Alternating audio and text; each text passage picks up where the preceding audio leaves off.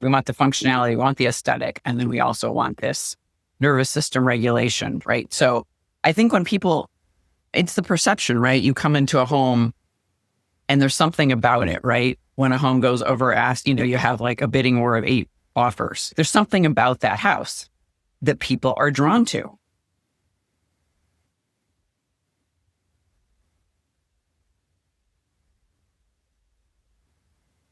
Welcome to LUXEtalk, where we talk purpose, positivity, and all things luxury.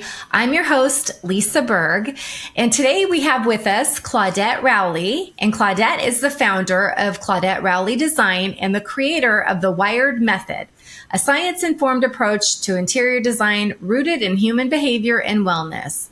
She specializes in designing residential and workplace environments that support physical, emotional, and mental well-being. Welcome, Claudette. Thanks, Lisa. So happy to be here. I'm so happy that you're here to join us today.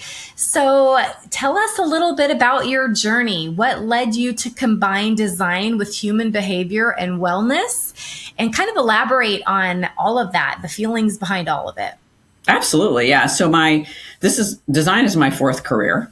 Okay. So I've been able to pull into design everything I've done before. I started as a social worker many years ago, and then I had a coaching and consulting business for 20 years.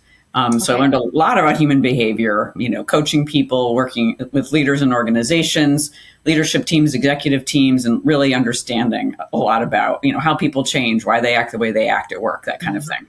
And then about 5 years ago, I decided to shift into design a little bit unexpectedly, but I love it.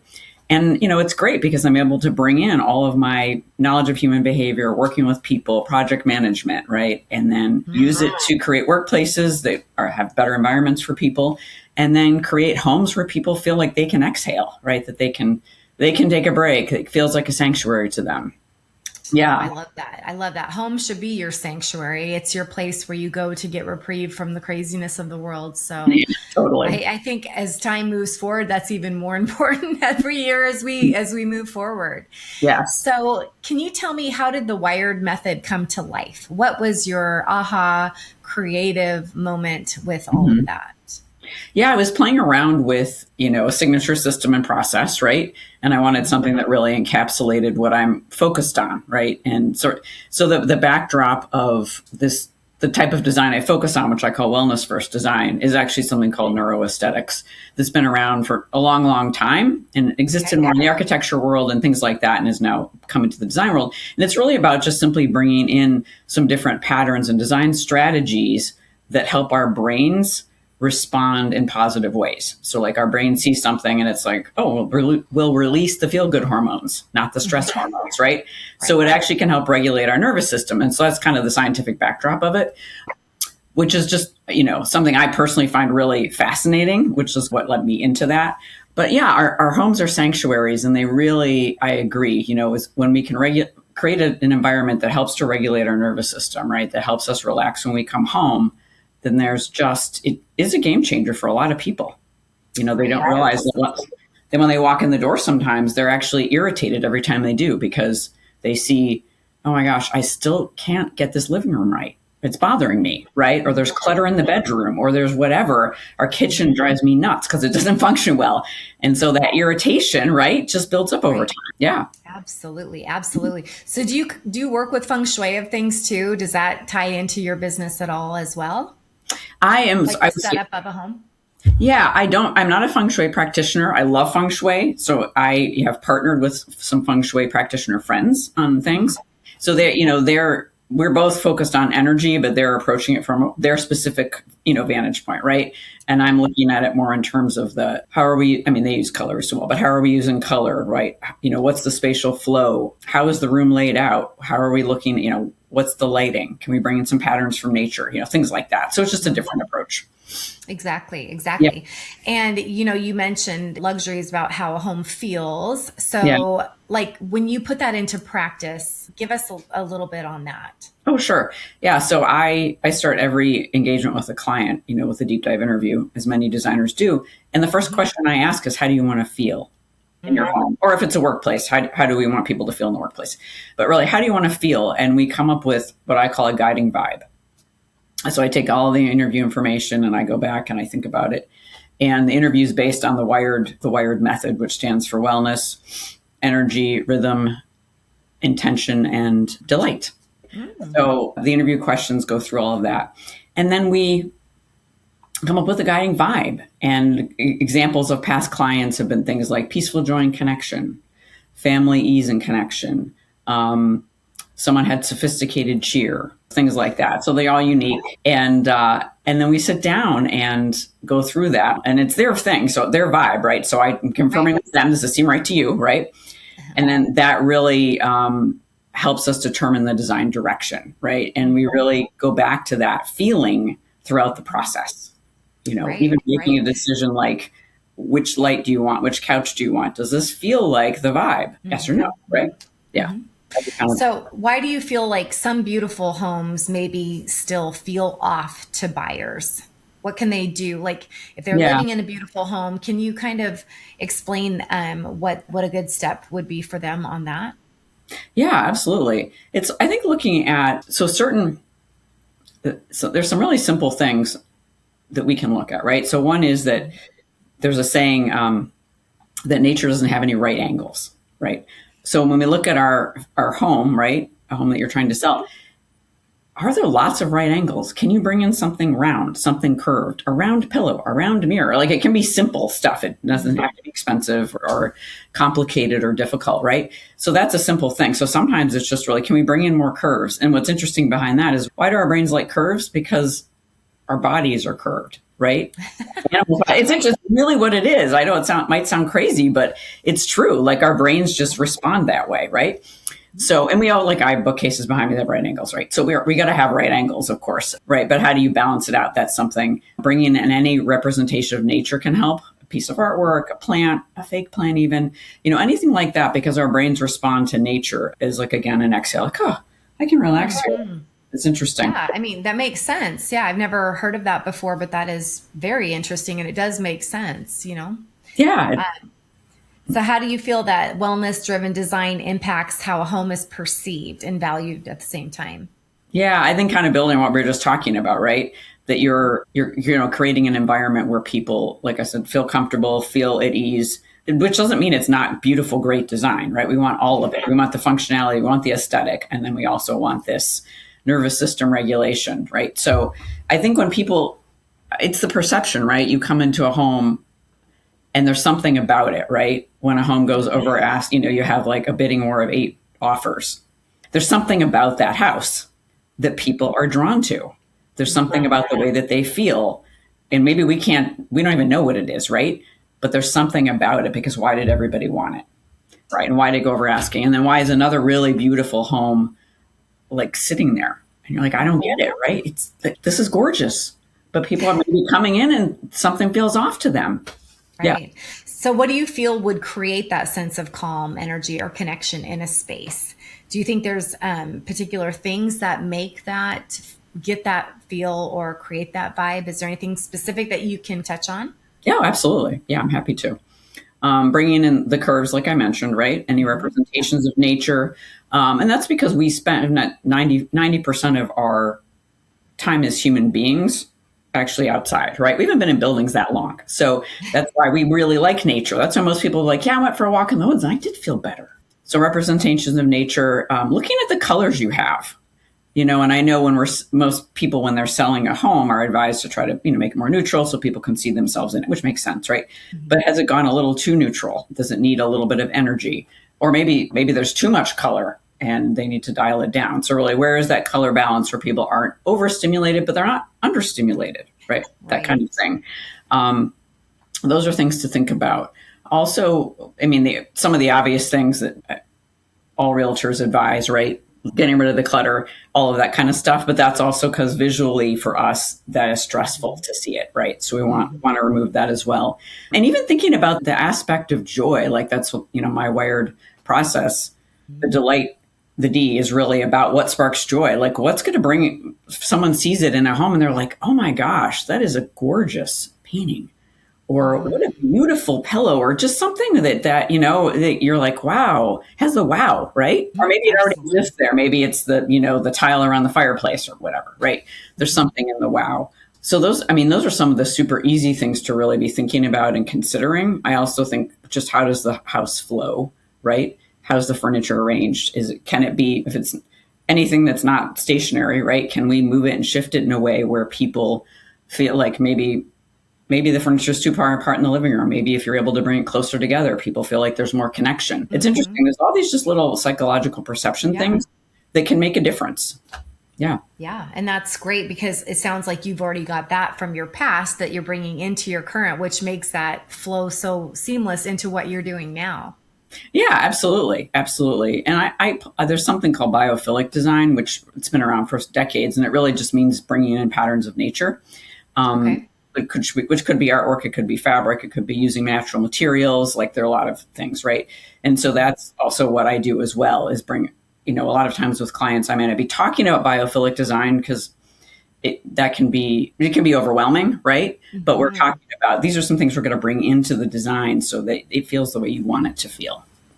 Right. Yeah. And do you think like textures are important in that too? Like just all of it ties in. I think, when you have different patterns and textures, you want to create a space that just feels warm and welcoming, and even though people have different opinions on what their taste is. And again, like you mentioned, stepping away from the neutrals, because the neutrals, although they are very lovely, can kind of sometimes seem a little bit stagnant or a little bit there's not a lot of life in it sometimes. Exactly. You need that pop of color, you need that excitement and all that too.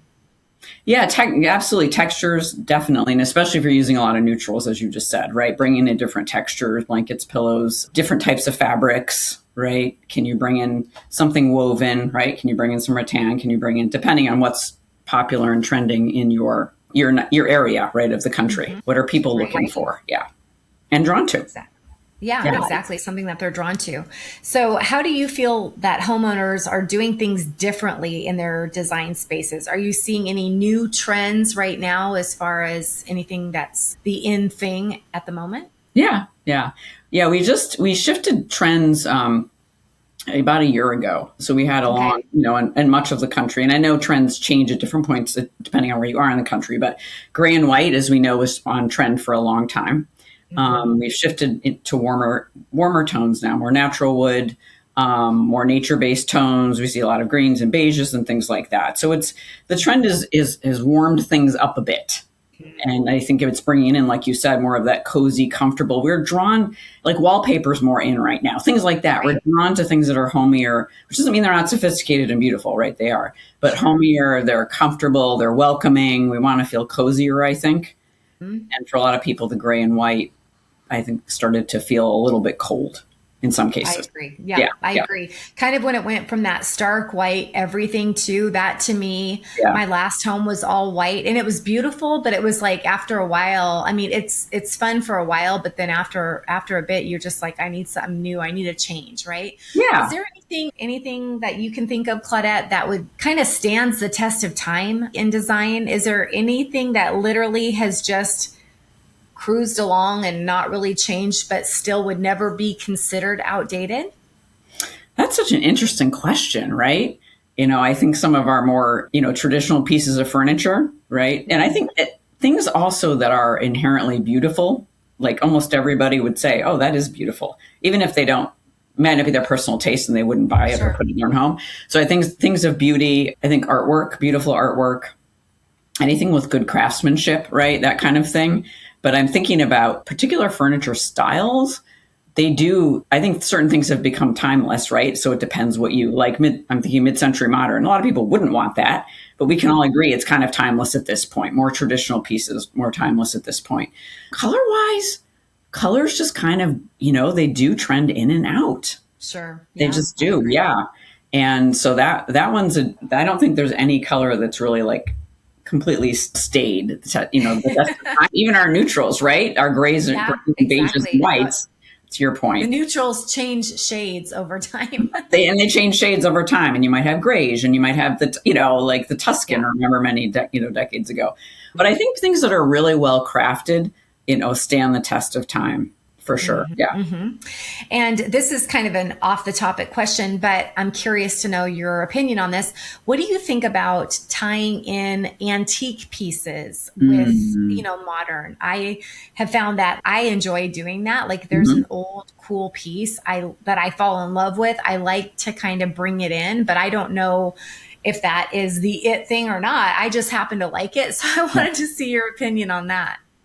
I love it. I think the more kind of collected and curated, I mean, those are words I would use to describe it, right? We can make it actually feels better to be in, right? So if you, for example, the difference between if someone buys a new bedroom set and everything matches, not that there's anything wrong with that at all, right? It just can be even a little bit more interesting to have some different pieces.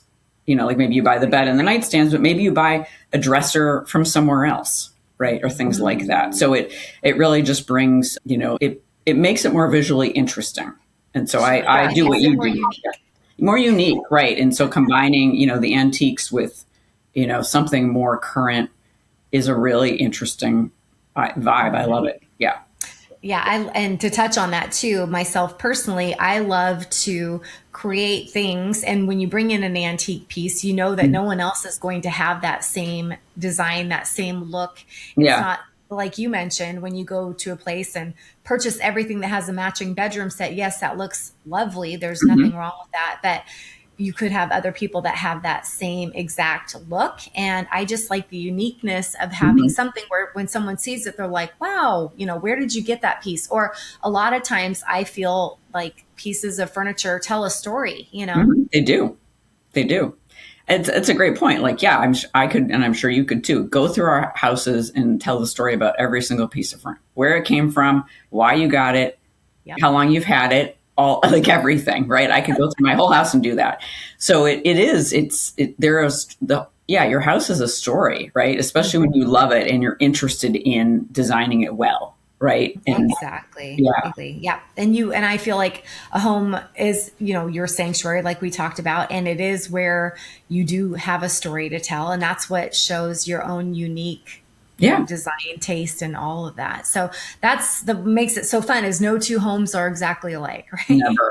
Never, right? Just like I said, talked about my guiding vibe, right? That those have there's not one that's been replicated, right? It's always like a fingerprint. It's unique to the people. Yeah, definitely unique. So tell me, how is wellness first staging different from, say, traditional staging? Wellness for staging, when I've done that, it's bringing in some of the elements that we've been talking about, right? Just making sure our colors are balanced, very similar to when you're listing a house, right? Colors are balanced. We're bringing in elements of nature. We have some curves, right? If we have a lot of neutrals, we do have textures, right? We're looking at the spatial flow, how the furniture is arranged, how people are going to feel when they walk in a space. And I think I'm thinking that my husband and I just purchased a new home in April. We closed on April. Okay. And I'm thinking about that house, and we've done some renovations on it. The whole inside's repainted. So we have changed it quite a bit. And even though it wasn't decorated and designed to my personal taste, it felt great to be in there, right? And it did go. We were in a bidding war of 5 people, so we were lucky to get it. Wow! Congratulations! Thank you. Yeah, it was really exciting. But I've thought a lot about that as a designer. Like, it still felt good to be in because of so many of the decisions they had made with their decor and how they staged it. That's wonderful. And you could see yourself in it. You could see it. So, and a lot of it had to do with how there was no clutter anywhere.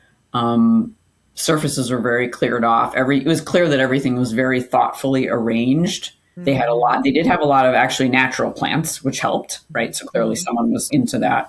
They used a lot of natural wood, a lot of things, again, that is, as humans, we see it, our brains see it, our eyes see it, and we're like, okay, I feel good here. I feel safe, right?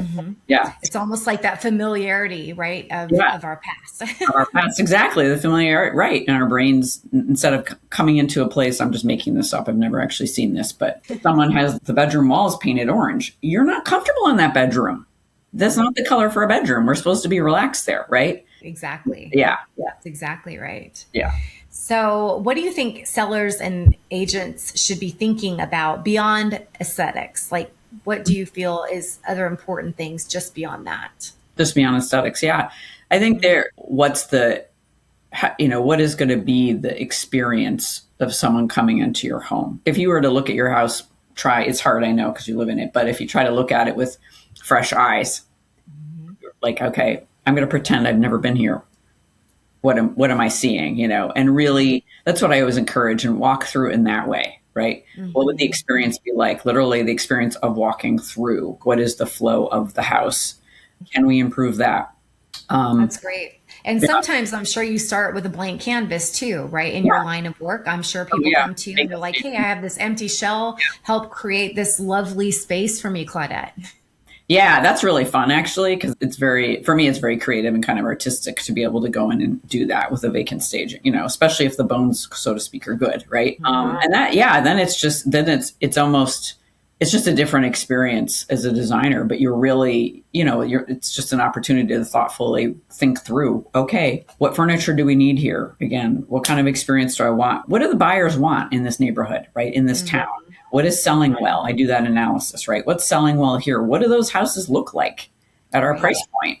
And then, trying to replicate that. And in the Boston, I'm sure this is true of many parts of the country, but in the Boston area, every town has its own unique sort of, you know what I mean? Like identity almost when you look at the real estate listings. And so it's really zoning in on this town, there's going to be this kind of buyer. What's going to be important to this kind of buyer? Yeah.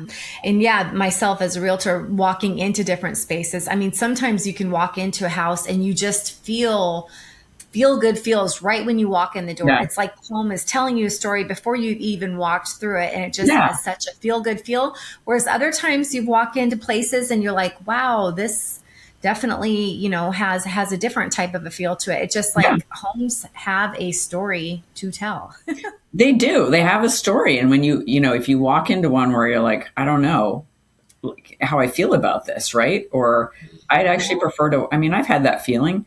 I'd prefer to not be here because of how it feels. And what's for sure. Yeah. Yeah. I have literally with clients before said, it's time for us just to close the door and continue looking. It's just like, because you can just feel certain things sometimes in a home and they could feel it too. So it's like, rather than going through the whole, process of doing this, that, and the other, just decide, do you like this? Do you not? And if not, simply move on because the right home is out there for everyone. Yeah. When my husband and I were looking for this house we just purchased, it was exactly like that. I would walk in and I'd be like, no. And he would he's very methodical. So he'd still want to go through the whole house, which was fine. But, I'm just like, no, this is just out of the question. I even as a designer who can see past a lot of the surface level, I would still like, sure. Yeah. And I think it's too, sometimes it's just like a gut feeling that goes off. I can't really explain it. You're just like, there's just something really good, or there's something that is just so off that we just want to just continue the search, shall we say. So with your home that you purchased, was that an investment property or was it something that you bought to turn into your own personal space? Yeah. Primary residence. Yes. Oh, excellent. Okay. Yeah. Yeah, and it helps that they had it set up nice to where, hey, it may not be your design style, but you can picture yourself living there, right? Yeah, absolutely. And it's making me think of my very first house, which was 30 years ago, or maybe a little less. But I remember and I wasn't even into design at that point, right? This was a long time ago. But I still remember walking into that house and saying, this is the house. In this house, the same people had lived there for 50 years.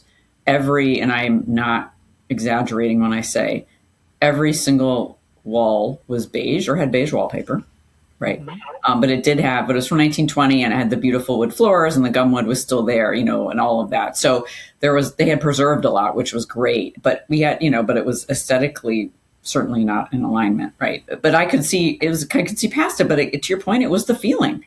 Like it was the feeling that people had been happy in that house. And that's where I was like, okay, let's go for it. Right. Yeah. Yeah, I believe that 100%. So can you tell me, where do you see the future of luxury real estate and design heading? How can people start designing for more intentional living? I think I've heard said recently, I forget where, that wellness is one of the new luxuries, right? And it's just interesting, So and I know it depends on, especially when people have multiple homes, right? How much are they spending in each particular home and how much are they investing in the home and all of that, right? But thinking through, as a lot of people are doing, like in terms of our health, what do we need? Are we going to have a home gym, right? Are we going to have some sort of sauna? Are we, what do we, in terms of our recreation, what do we like to be doing? Or do we got to have a home theater? Are we going to have tennis court, things outside of the house, but still on the grounds? But what's really important to us? How do we entertain, right? The opportunity to really be that intentional. Maybe you want a yoga studio. Maybe you're into personal development. You want a meditation space or a space to just kind of be like a little sanctuary designed for you, right? Away from the rest of the family members. So I think the intentionality is an opportunity to say, beyond what looks good, like what does make us feel good? What supports our health? What supports our well-being? What supports our mental health, right? Absolutely. Yeah. Those are all such important things, such wonderful things. So can you tell the audience where they would be able to find you, how they could hire you for your services, and how they can get a hold of Claudette? Thanks. Be happy to. So my website is ClaudetteRowleyDesign.com. You can reach me through the website. My email is Claudette@ClaudetteRowley.com. I'm on Facebook, I'm on LinkedIn, I'm on Instagram. And if you just type in Claudette Rowley, I will pop up. It's a nice thing about having an unusual first name. So a unique name. A unique name, right? I also I have a free resource on my website as well, which is called the Color Code. And it's essentially a quiz where you answer 10 questions. And then if you're thinking about repainting one of your rooms or you're looking for color ideas, it will give you some options and also some design tips as well. Excellent. Well, that could be very helpful. So thank you so very much. You're welcome. Thank you for joining us today on our podcast, Claudette. I've appreciated you being here and really enjoyed what you've had to share. Thanks. Thanks so much, Lisa. It was great. Thank you. Yeah. Thanks for listening to Lux Talk, where faith leads, luxury inspires, and life is elevated. If you enjoyed this episode, subscribe, rate, and review the podcast, and share with someone navigating all things luxury. For more luxury insights, market education, and elevated conversations, follow Lux Talk, turn on notifications, and join us for what's coming next. Stay elevated, stay informed, and stay connected with Lux Talk.